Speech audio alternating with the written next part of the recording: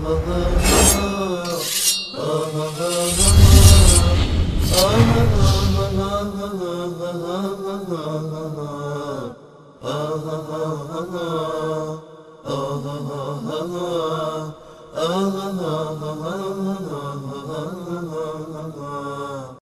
سلام علیکم، بفرمایید.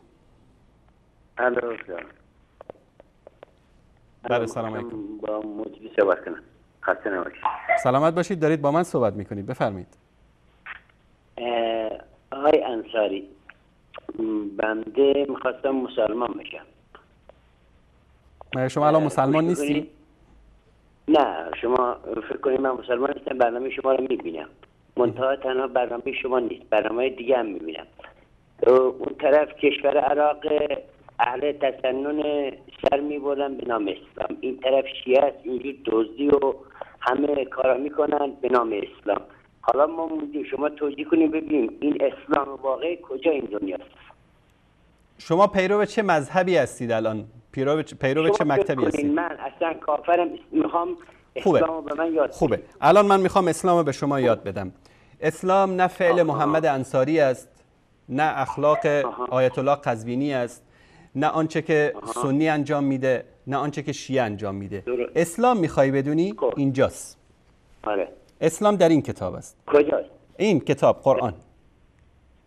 در کجا این قرآن گفته؟ در کجا این قرآن گفته به مخالفینتون توهین بکنید؟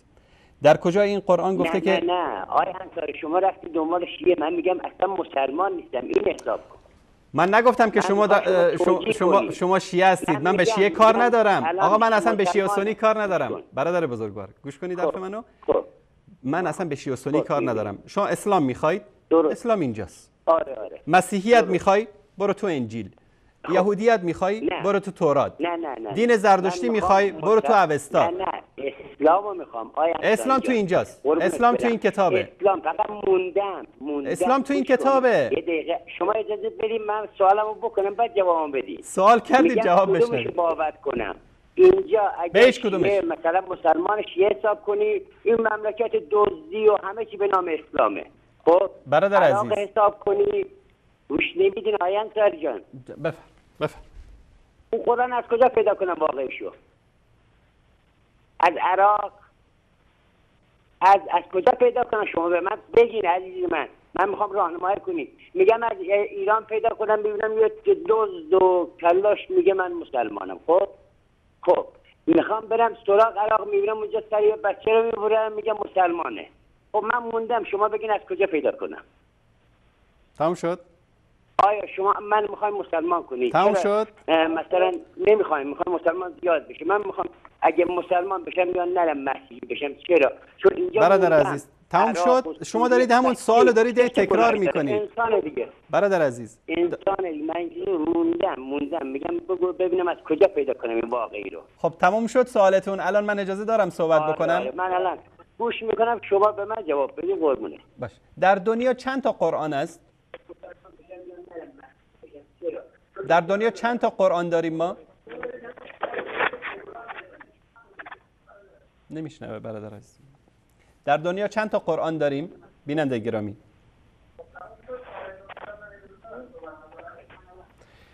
خب بر صورت شما صدای من رو نمیشنید. ما در دنیا یک قرآن بیشتر نداریم. شما همین قرآنی که یکی باید باشه، خود دو تا باشه نمیشه. خلاص همین یک قرآن است. شما همین قرآن رو حتی همون ترجمه هایی که شیعه کردن بدون تحریف، اون داخل پرانتزا مرض است که اضافه کردن داخلش، تفسیرهای من درآوردی خودشونه، حتی همون ترجمه‌ای که یک شیعه منصف کرده باشه همون رو بخونید. آنچه که در قرآن گفته بهش عمل بکنید. غیر از قرآن هر چی که دیگری بهتون گفتن بگو آقا دلیل بده.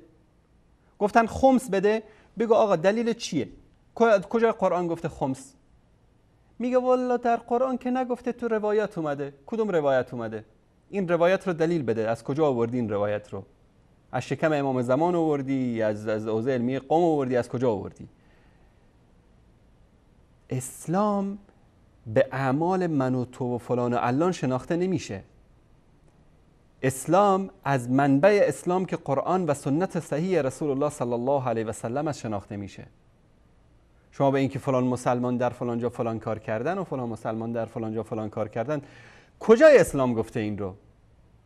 شاید هم بعضیاشون سوء استفاده از آیات قرآن هم بکنن، سر ببرن و دلیل از آیات قرآن هم بیارن، اما این دلیل نمیشه که ما از اسلام دل زده بشیم، از قرآن دل زده بشیم. در اسلام، در قرآن میگه که شما انسان بیگناه رو نکشید. حالا یکی آمد به اسم شیعه و سنی انسان بیگناه رو کشت. خب میگیم آها این میگه که اسلام به ذات خود ندارد عیبی، عیب که است در مسلمانی ماست. امروز که خامنه‌ای دزدی میکنه ملت ایران رو در به در کرده، این تقصیر خامنه‌ای، ربطی به علی نداره، ربطی به اهل بیت رسول الله نداره، گرچه که خامنه‌ای ادعا میکنه که پیرو علی است، اما دروغ میگه. مثل قزوینی که دروغ میگه، مثل مکارم شیرازی که دروغ میگه، مثل علی شریفی که داره دروغ میگه، مثل ابوالقاسمی. شما رو به خدا روایت امام زمان رو میاره با پایینش رو نمیخونه. آره بله وهابی اومدن این روایت رو درست کردن. هر کی از قرآن و سنت میگه حرفشو گوش بکنید، هر کی خارج از قرآن میگه بزنید به دیوار.